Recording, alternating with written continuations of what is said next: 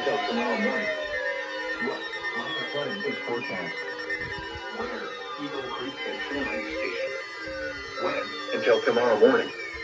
Impacts at 9.5 feet. Barclay and Mesa the road south of the Warren Airport in Braceville floods. Nelson Road will be threatened. Additional details at 9 a.m. Eastern Standard Time Monday. The stage was 9.3 feet. Forecast: the river will rise above flood stage late this morning, then rise to 10.0 feet late this evening. It will then fall below flood stage again late tonight. Flood stage is 9.5 feet.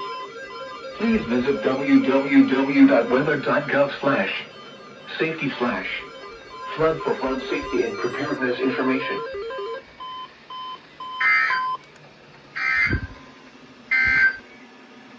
The forecast for the